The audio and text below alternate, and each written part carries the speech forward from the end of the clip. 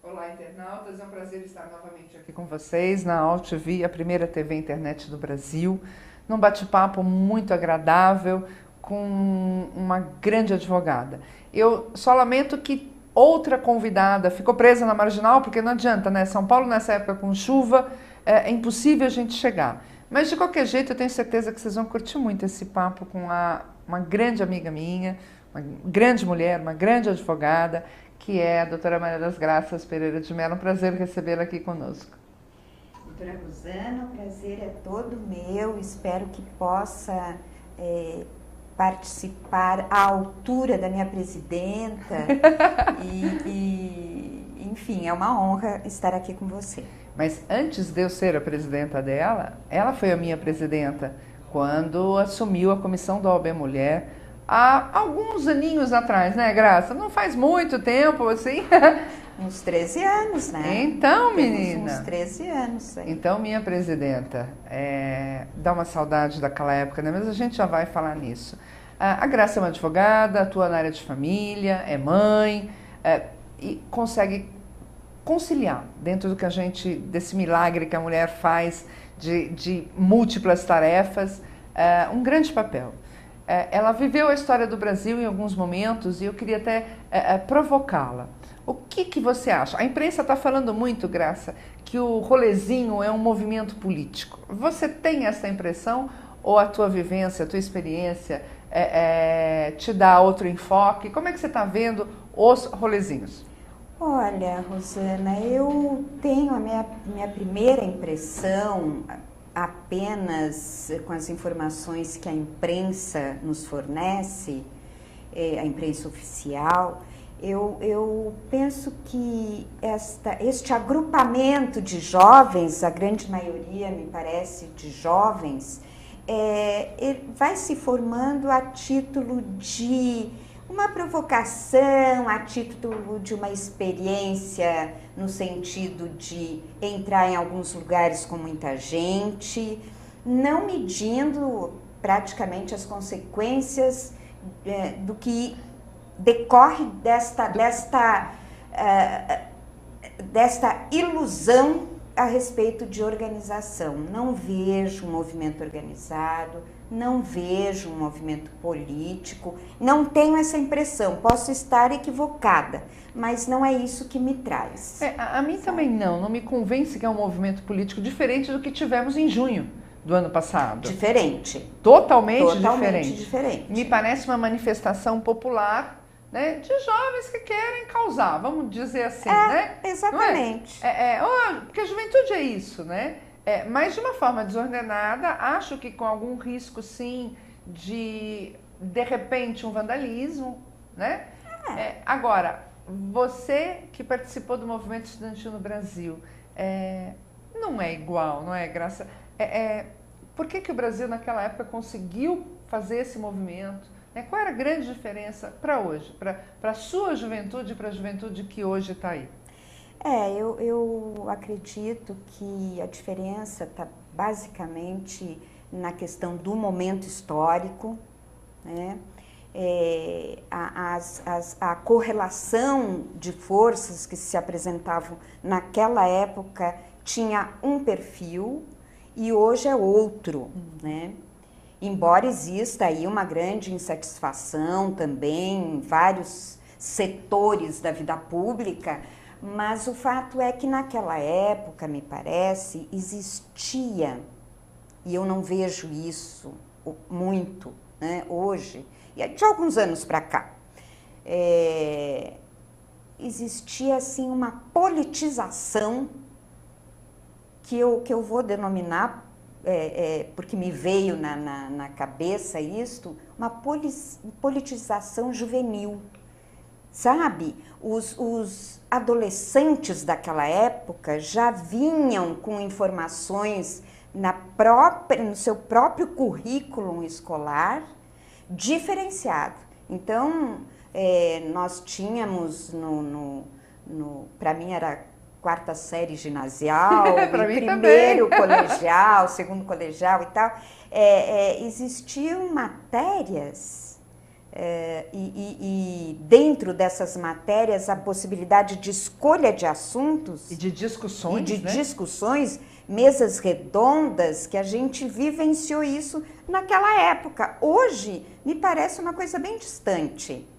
Eu tenho a impressão que nas escolas o aluno fica assim também, né? Que nem fica nos restaurantes, que nem fica nos shoppings, que nem fica nos carros. É impressionante. Tinha um termo que também me lembrei agora, Rosana, que a gente achava e falava de determinados colegas. Não vamos conversar muito com aquele que ele é bitolado.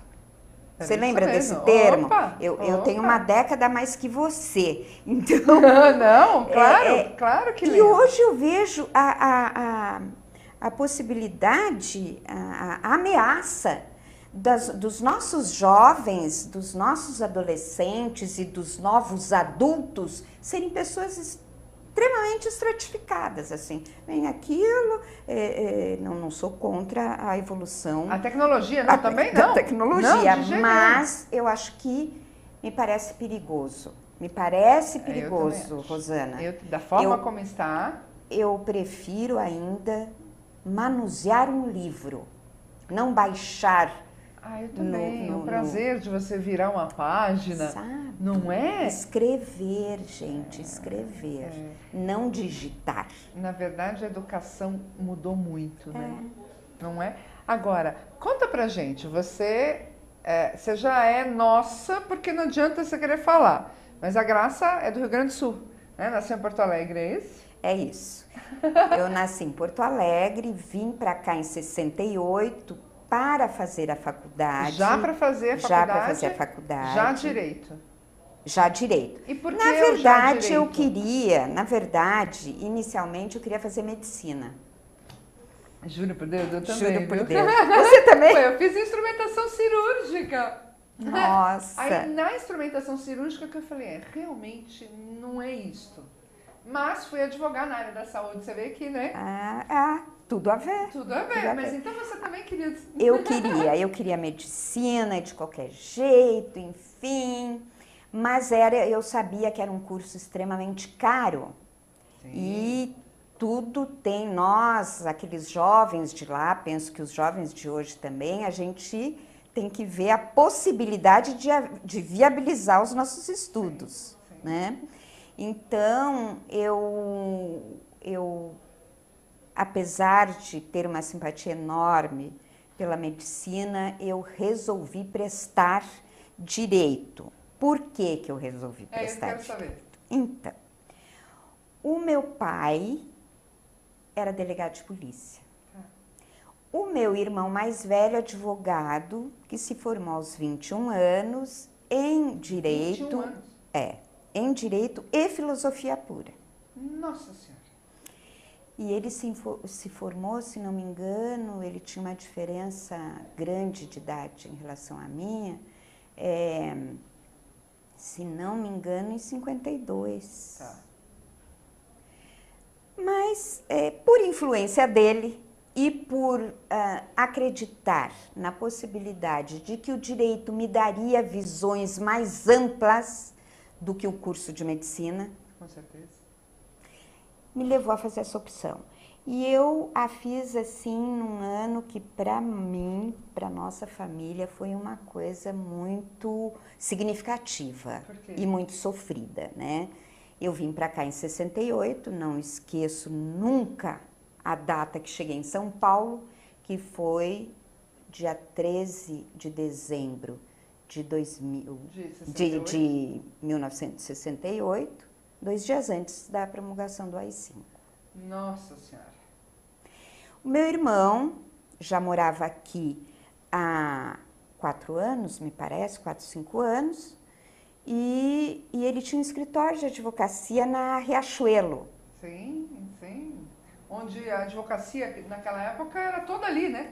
Todinha exatamente. Ali. Não existia Berrini, Paulista. Não, nada era disso. Tudo era tudo no centro. E no dia 3 de março, então, o meu irmão era um advogado de partido, tinha no escritório dele algumas empresas e tudo, mas ele advogou muito neste período, junto à Justiça Militar, com tantos outros advogados, e por conta deste exercício profissional em especial, ele foi preso no dia 3 de março de 69. Tá. Quando ele foi preso, já um outro irmão meu que estava na casa dele já tinha sido levado também. Aí o outro também foi, enfim, foram 4 irmãos que ficaram presos neste período. Só que quem permaneceu mesmo foi meu irmão, mais velho, advogado, cuja acusação, que eu me lembre, favorecimento pessoal. Nossa Senhora. Conluio comprometedor. Nossa. E mais alguma coisa que hoje eu não lembro, mas posso depois te passar para você completar a informação. Mas principalmente isso.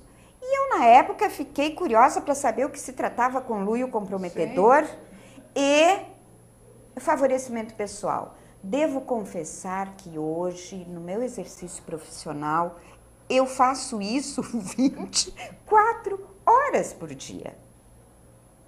Só que a opção que ele fez naquela época foi favorecer pessoalmente procurados políticos, né?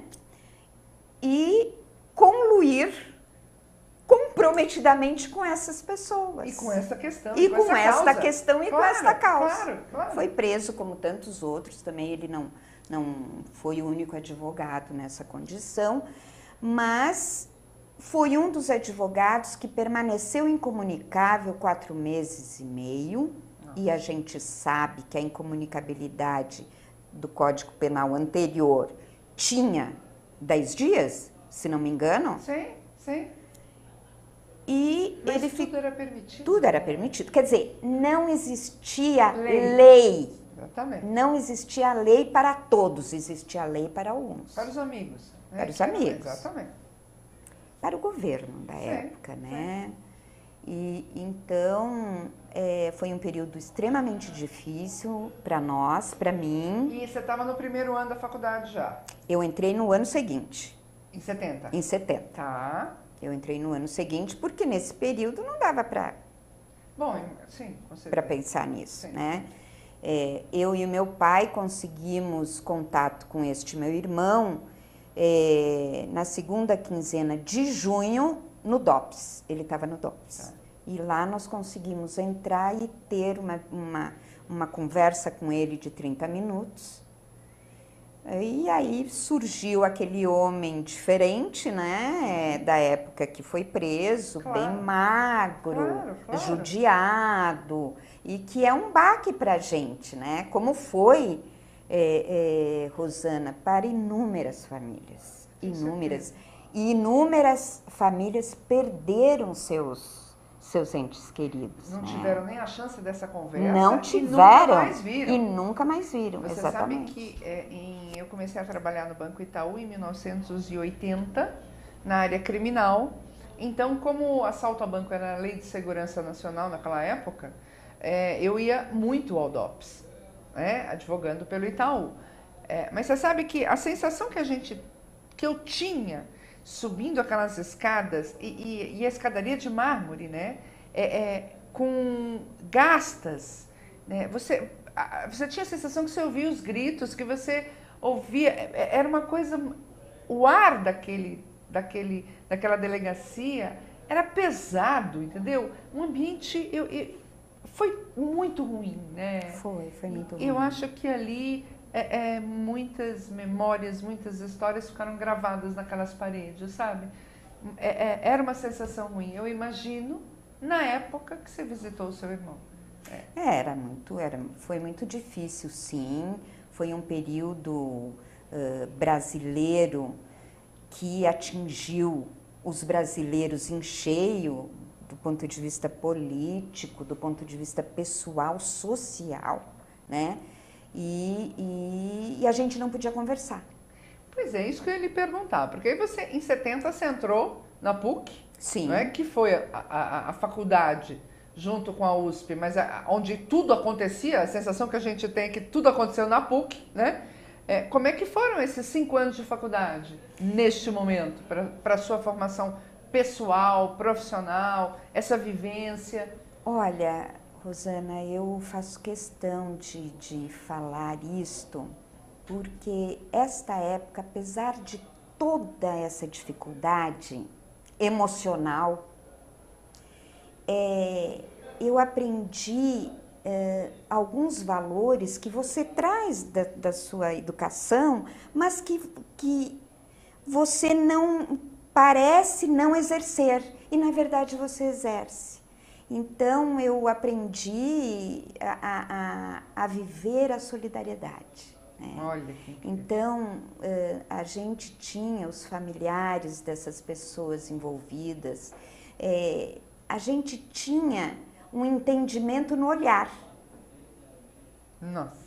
Sabe? Na faculdade, aqueles grupos que restavam e que tentavam se organizar, todos clandestinamente, Sim. porque se a gente encontrasse 3 Reunidos, conversando, já era um problema. Você podia ser preso ali, detido para averiguações. Você poderia.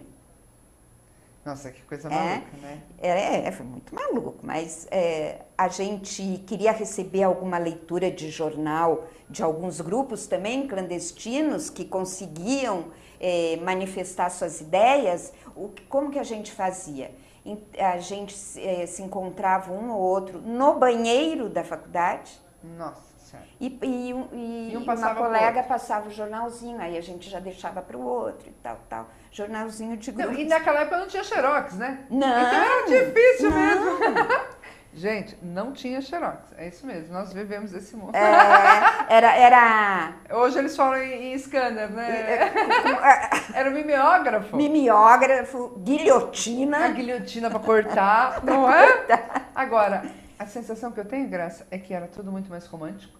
A sensação que eu tenho é que o profissional que surgiu nesse momento, nessa época, mesmo os professores viraram melhores profissionais até do que hoje. Porque hoje a sensação que você tem visitando as faculdades é que eles querem escolher o que vão aprender, né? Eles não querem ter o conhecimento amplo do direito.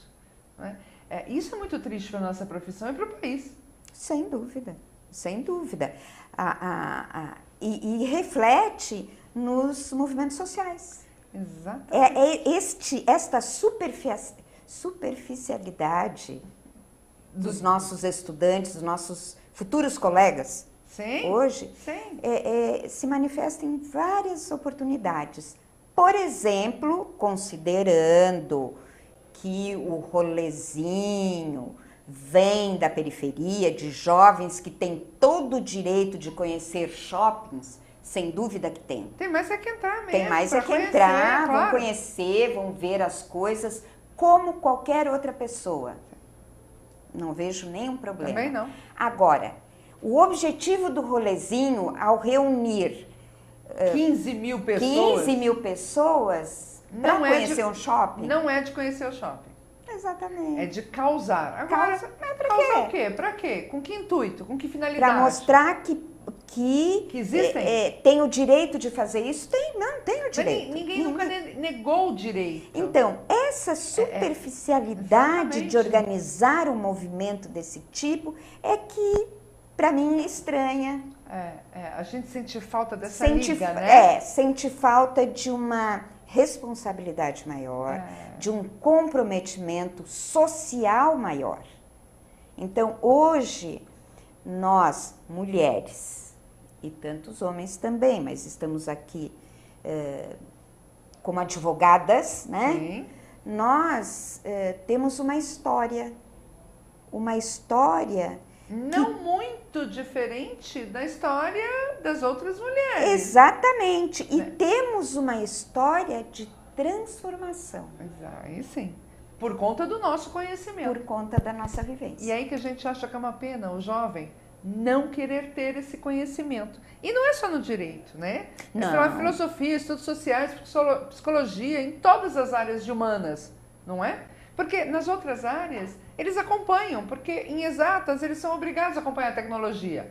Sim, Faz parte da profissão, não é? Faz parte da profissão. Em biologia também, os médicos só vão acompanhando as tecnologias. Agora, em humanas, você não vê a vontade do conhecimento. Exatamente. Né? Fica uma coisa vazia.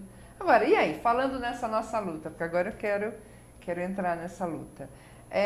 Você formou... Quando e como você chegou a entrar na OAB? Porque a maioria dos advogados, infelizmente, só entra na OAB para ver alguma coisa, pedir uma certidão, pagar a anuidade, não atravessa aquela porta para trabalhar pelos advogados e pela entidade, não é? Exatamente. Quando que você transpôs essa barreira e passou a ser uma agente transformadora da sociedade, exercendo um cargo na OAB? Então, Rosana, eu fiz algumas opções quando eu me formei. E uma delas foi a possibilidade de me aperfeiçoar servindo profissionalmente a população que não tinha acesso à justiça. Que naquela época não a justiça tinha mesmo. Era para poucos, a justiça entre aspas. Literalmente. Não é? Sim. Então eu fiz atendimentos e propus ações e participei de audiências e foi aí que eu aprendi mesmo a militar, né, na nossa profissão. Eu fui, de certo modo, voltando esse meu atendimento para a mulher, que foi uma coisa assim, não tão natural, mas ao mesmo tempo um pouco natural. Eu fui percebendo que eu queria defender a mulher na sua vida cotidiana, porque eu entendia, pela história da mulher, pela história das nossas mães, né? A minha mãe era uma dona de casa. A minha também. Né? Que teve acesso à educação formal até o 4º ano primário, mas era uma mulher inteligentíssima, com uma cultura muito boa. Como assim? Né? Uma pessoa que formalmente consegue estudar até determinado ano, poucos anos, mas ao mesmo tempo ter uma cultura extraordinária. Né? Pode. Claro que pode. E a sabedoria do povo brasileiro nos ensina a militar na nossa profissão. É um dos agentes transformadores da nossa atuação. Literalmente. Né? Então, eu, em 78, me lembro bem, 1978, a convite da minha cunhada, que então era uma advogada, vamos num evento na OAB, organizado por mulheres advogadas. Em 79? 78, 79. Tá. Eu nunca tinha participado de nada da OAB. E fui, e me encantei com as discussões. Tá. Me encantei com as discussões e de lá para cá... Essa primeira reunião que você foi, muitas mulheres advogadas, poucas? Muitas, eu diria que, sim, às vezes 50, às vezes 80, bastante. Eu achei, assim, uma discussão encantador, advogadas que se colocavam como feministas, e o que me chamou a atenção também, eu queria saber o que era isso. A advogada, gente, nós advogadas somos pessoas extremamente curiosas. Sim. Não tenha dúvida. Tem gente que até reclama, né? Para de ser tão curiosa. Extremamente curiosas. Acho que somos um pouco teimosas, mas somos mulheres combativas, muito combativas. E por conta disso, compreensivas também. Também, Não é? também existe uma característica, posso me colocar dessa forma, que é ouvir ouvir e concluir. Exatamente. Né? Então, isso a gente aprende ao longo da vida mesmo. No meu caso, eu aprendi ao longo da vida e muito agradeço às advogadas que me antecederam, mulheres fantásticas, mulheres que me ensinaram muito, né? E vou declarar uma coisa para vocês, que apesar de eu ter uma década a mais, não vou confessar isso de novo, mas uma década a mais da minha presidenta, o fato é que aprendi muito com esta mulher. Ela sabe disso, ela sabe. É uma pessoa para mim e que me ensinou a encarar um pouco isto. É uma coisa denominada persistência, Rosana. Eu acho que assim você é o Oscar, sabe? E essa persistência que te leva a conquistar inúmeras coisas, especialmente na questão da tua atividade profissional. As tuas conquistas que trouxeram um alento para a nossa profissão, na questão do consumidor, soluções encontradas que têm a ver com uma persistência na luta em busca daquela conquista. Então, eu aprendi muito com você. Imagina, mas você está esquecendo que quando eu entrei na OAB, alguns anos depois de você, imagina, eu era recém-formada, estava grávida e também era tudo novo. Essas discussões para mim, eu falei, nossa, também o que é o feminismo? A mesma coisa, você vê? Né? Por isso que eu acho que a gente precisa começar essa discussão antes, né? Para as meninas de hoje. Mas eu lembro, eu ali, né, menininha recém-formada, barriguda, e ouvindo vocês construindo, quando eu entrei, a comissão da OAB Mulher. Que hoje, para muita gente, é algo banal, talvez, mas naquela época não era? Então, estas conquistas nossas, de todas as advogadas, têm a ver com o momento histórico de cada época, né? Então, não sei se foi a primeira que eu participei em 78, 79, o presidente da OAB na época era Márcio Tomás Bastos, que é uma pessoa muito flexível, muito aberta, enfim. Sim, um grande advogado, foi presidente da OAB São Paulo, do Conselho Federal. Exatamente. Não tem como. Então, eu participei deste evento e percebi que eu não precisava bater na porta da OAB São Paulo, da OAB do Brasil. Bastava eu entrar, porque é a minha casa. Exatamente. É a minha entidade. O que eu estava fazendo fora dela? Exatamente. Não é? Ela prestava, como presta, cursos, inovações, biblioteca, enfim. Eu não via a distinção de grupos. Não, era a advocacia, Era a advocacia. Exatamente. Entendeu? Mas eu vou chutar nessa época, 79, 80, se em 86, São Paulo, o Estado tinha 85 a 90 mil advogados, 6 anos depois, vamos colocar que tivesse entre 75 mil advogados no Estado de São Paulo, né? E esse é um número bruto, né? Você tem que tirar quem não milita e tal. Sim. Tinham 90 subseções pelo Estado, né? Aí você traz isso para hoje, é muito diferente. Muito diferente.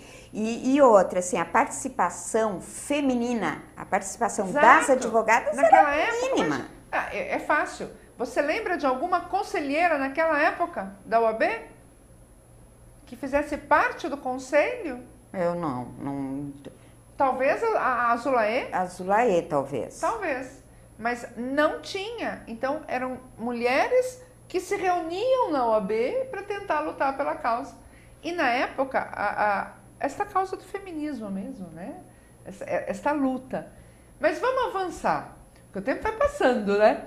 Então, tá bom, aí você participou dessas reuniões que ajudaram a construir a mulher que é impregnada pela luta da mulher, porque você é impregnada pela luta da mulher. E aí, como foi assumir?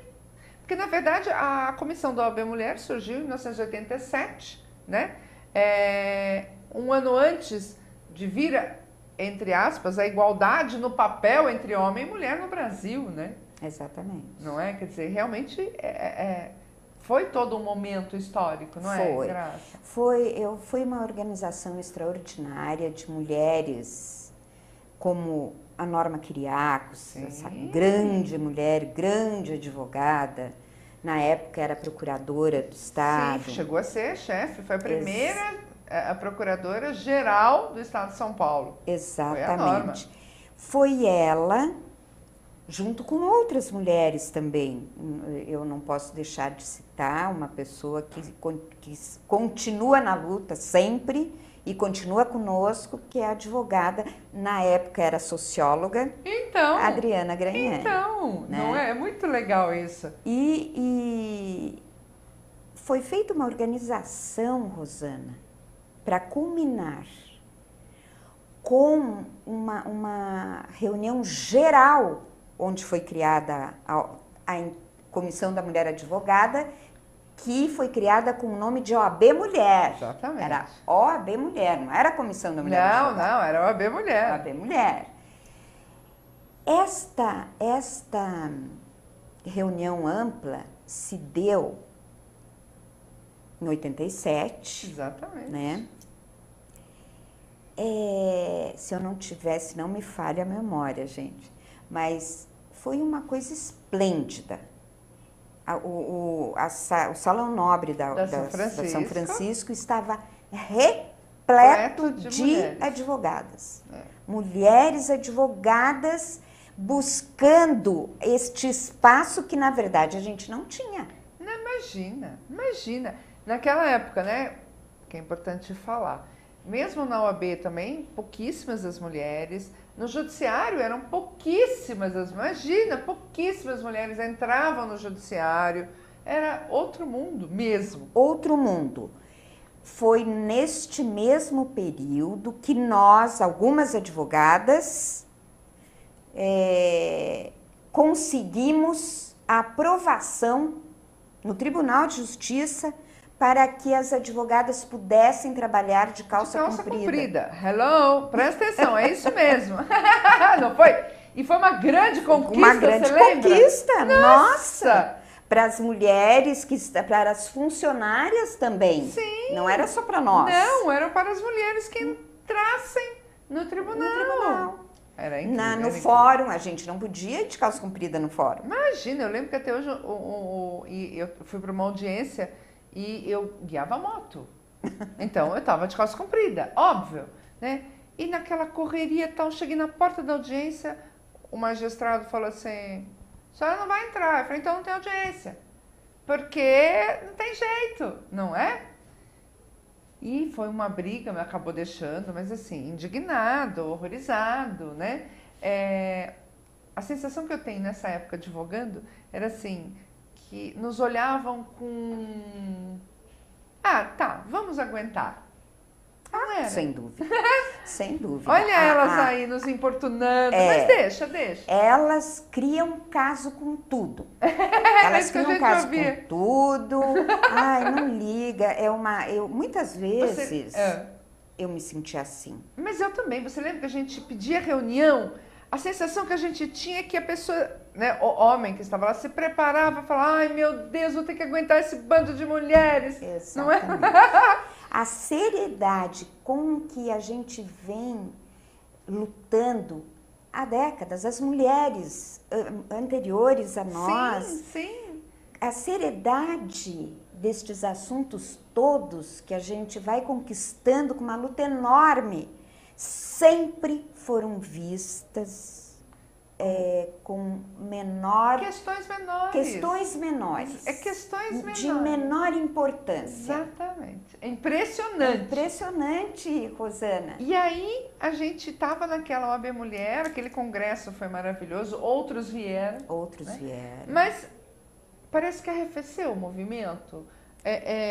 Não necessariamente só a OAB Mulher, mas a sensação que eu tenho, posso estar errada, que após a Constituição Federal, após a igualdade está aí, parece que criou-se uma hipocrisia de que não há mais desigualdade, arrefeceu-se um pouco a luta, não é a sensação que eu tenho. Então, talvez por isso que a gente está hoje conseguindo despertar nas advogadas uma vontade maior, porque esse movimento estava meio que setorizado demais, talvez. Porque quando a gente posta a notícia da nossa associação na mídia social, você percebe um alvoroço das advogadas que, se esse espaço já tivesse ocupado, não teria. Exatamente. Eu vejo, Rosana, assim, a brilhante ideia desta organização. Quando, isso tem uma década, penso, um pouquinho mais, talvez, a OAB Mulher, que depois se transformou em Comissão da Mulher Advogada, foi perdendo os seus objetivos. Talvez por não enxergar com clareza todos os momentos. Não acompanharam. Não houve um acompanhamento lógico de opção de atuação política na própria entidade. Foi perdendo suas características, em especial de organização. Tá. Por quê? Olhe, apesar de nós termos um percentual enorme, maior do que o percentual masculino com relação aos inscritos na OAB, nós temos 52%, 50%, entre 48 e 52. A zona cinzenta. Zona entre cinzenta. 48 e 59. Veja, a participação nos cargos da seccional e das subseções não traduz essa realidade. Mas em hipótese alguma. Eu diria que na seccional é 9%, nas subseções aumentou, até porque o espaço do poder de uma forma errada, ele é mais setorizado, então talvez seja mais fácil, mas enfim, o Conselho Federal não tem 8% de mulheres. Isso depois de 3 décadas, Graça. Por quê, Rosana? Porque, na verdade, apesar daquelas questões conquistadas pelos movimentos, a luta incessante e que foram traduzidas na Constituição, nas leis posteriores, mesmo agora a conquista da Lei Maria da Penha, sim, sabe? Sim, imagina, a gente falava nisso lá atrás. Lá atrás. 30 anos, vamos colocar assim. Exatamente. No mínimo, hein? Apesar de todas essas conquistas, nós mulheres e mulheres advogadas temos uma responsabilidade enorme em traduzir na realidade essas conquistas colocadas no papel. E lutar para que elas sejam efetivadas mesmo. Mesmo. Porque não basta estar no papel, a verdade Exatamente. Exatamente. Então, Rosana, eu acho que a organização das advogadas é um assunto de enorme importância. A gente incomoda. A gente incomoda por si só. Sim, literalmente. Começa unidas, juntas, organizadas, incomodaremos muito. Por que a gente incomoda? A gente não vê nesse sentido de incomodação, mas para os nossos nobres colegas, salvo exceções, Sim. não é? Sim. A gente vai mudar as coisas que estão estratificadas nos seus diversos níveis. E discutindo essas questões que sempre se taxou de menores. Sempre se taxou de menor. E que não são menores, não é? Veja você, hoje mesmo eu recebi da minha mãe um abaixo-assinado por conta daquela moça que foi obrigada a casar, foi estuprada, lá no Paquistão, me parece. E a gente recebe essas notícias todos os dias. Ou seja, nós não estamos falando só de advogada com seus problemas de advogada, não é, Graça? Não, não. Não, porque temos problemas sim. Sim, Né? sem Ainda dúvida. hoje em audiência, infelizmente, colegas eventualmente chamam a jovem advogada de ô filha, não é? Ô doutorinha, né? Então, não é só disso que nós estamos falando, isso chama-se prerrogativa. Mas nós queremos debater questão de gênero, não só na advocacia. Também na medicina, eu acho que as mulheres têm que se unir, sim. Sim. As engenheiras, você imagina as engenheiras. Não é verdade? Mas pautar o quê? Os grandes temas da mulher, que para mim permanecem ainda os mesmos, e com notícias de que a violência à mulher está aumentando. Exatamente, o que é muito temeroso. Quer a violência no ponto de vista privado, quer no público. Sim. Olhe bem, como advogada, me lembro agora de um episódio que eu atravessei eu mesma. Fui fazer uma audiência alguns anos atrás, não vou dar nomes de ninguém, mas enfim, eu fui fazer uma audiência na defesa de uma mulher que estava separada há muito tempo e cujo marido foi embora, sumiu, lugar incerto e não sabido. As citações todas foram preenchidas devidamente do ponto de vista processual e era essa a situação. Fomos para a audiência, oitiva de testemunhas. Foi no fórum de Guarulhos, não, de São Bernardo. Tá. Aí cheguei lá com a minha cliente, entramos, fomos chamadas, entramos. O juiz devia ter uns 25, 26 anos, estava escrevendo alguma coisa, não sei, não levantou o olhar, nós nos sentamos, eu sentei do lado dele e tinham dois advogados que entraram para Da parte contrária, provavelmente? Não, para despachar. Não sei para quê, mas enfim, esses dois colegas viram isto. Ah, tá. E não tinha ninguém, só o promotor. Tá. Que levantou e saiu. Ah. E nós ficamos, eu, a minha cliente e o juiz escrevendo, considerando a idade, percebeu? Sim. Acho importante falar isso. Eu também não acho.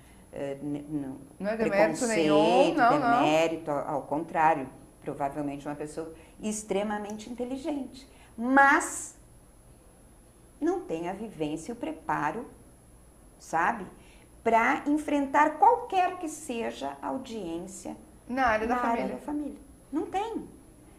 Tanto não tem que ele solicitou para mim dar andamento ali na audiência, porque eu sabia o que devia fazer.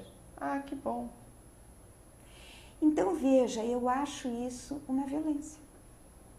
Contra mim, profissional do direito, tanto quanto ele, e para minha cliente, que estava resolvendo uma questão de ruptura da sociedade conjugal. Então... É muito legal. Quando a gente fala de violência, se pensa na violência física, né? E é muito difícil para a maioria dos homens entender que a violência para as mulheres não é só física. Não. Então, quando você traz o seu relato, fica muito claro. E é de uma sutileza ímpar, né? Mas ela existe, não é, Graça? Existe a todo momento. Claro que as advogadas mais jovens devem ter experiências mais significativas, inclusive, com relação à discriminação, né? Essas atitudes que geram a diferença, né? Que geram o preconceito com relação à atividade da mulher advogada, porque do homem advogado é muito difícil acontecer uma situação desse tipo. Pode ser alguma. Né? Mas, enfim, eu acredito que nós, mulheres advogadas, devemos estar organizadas sempre em prol da sociedade. Em prol da sociedade. O nosso tempo está acabando. Você vê como voa, voa. Então é assim, vou te dar, fale à vontade como secretária da Associação das Advogadas Estagiárias e Acadêmicas do Estado de São Paulo. Com toda a sua experiência, com toda a sua vivência, sabedoria, eu queria que você desse um recado à jovem advogada. Não, a toda advogada, porque eu tenho encontrado advogadas formadas há mais tempo do que eu e elas falam, chegou a hora, não é? Então, eu acho que assim, é um pleito nosso. Então, o que você falaria para a advogada e para as mulheres que sofrem, que estão sofrendo, né? Que esperança você dá agora com a nossa associação? Porque vontade de ideia nós estamos com um monte, não é, Graça? Sem dúvida. Eu penso que, como secretária da associação, eu também estou aqui para aprender. Nós vamos trocar inúmeras experiências, vamos aprofundar nossos estudos, vamos receber as nossas advogadas, vamos ter o nosso espaço garantido. E mais do que isso, nos fortalecer para conquistas de inúmeras questões que nós temos, de participação, de igualdade, de possibilidades, de busca de adequação das lutas sociais das mulheres num contexto social mais amplo, e no nosso contexto de advogadas, e dizer a todas nós, e digo para mim também, que é extremamente prazeroso hoje nós termos conquistado esse espaço que é nosso, cuja transformação é latente, e a seriedade, o compromisso traduz na vida de todas nós sem exceção, que trazem para esta associação o seu conhecimento e a sua aprendizagem diante das novas advogadas, das estagiárias, das dificuldades, das conquistas, dos avanços e especialmente do conhecimento. E hoje eu acordei, Graça, e me veio na cabeça, né? Qual vai ser, eu acho que a primeira luta nossa, já que também está no nosso objetivo o empoderamento das mulheres nos espaços políticos, vamos pensar, e fica lançada aqui a ideia até para você, né, minha secretária, para a gente debater, mas se nós queremos um espaço igualitário dentro da Ordem dos Advogados do Brasil, na ocupação dos espaços, talvez vai caber a nós, porque nós é que somos transformadoras, né, entrarmos com uma ação para exigir que a OAB aplique a lei eleitoral. É uma excelente ideia. Não é? Quem sabe? É uma busca. E é legítimo. E é legítimo. Porque a lei eleitoral está aí para ser seguida, né? Exatamente. É algo a pensarmos. Pensar com carinho. Não é? Eu quero agradecer. É uma pena que já acabou. Graça, é muito gostoso estar com você. Você é muito rica de história. Gente, ela é o bom senso desse grupo de mulheres, porque ela tem uma perspicácia, uma tranquilidade, uma serenidade, um bom senso, que a hora que ela fala assim, com esse jeitinho dela, todo mundo para, ouve e acolhe, claro, né? Muito bom estar aqui com você. Parabéns pela mulher que você é, pela mulher que você se tornou, pela história que você já criou, porque outras virão, não é? Sem dúvida. E eu também aprendi demais com você, demais, mesmo, adoro você, de Obrigada, paixão. Rosana. De paixão. Rosana. A vocês, um final de semana maravilhoso, vamos ter chuva sim, mas vamos ter muito sol. Cuidado, não abusem muito, né? Óbvio. E semana que vem aqui estaremos novamente. E vamos ter novidade, viu?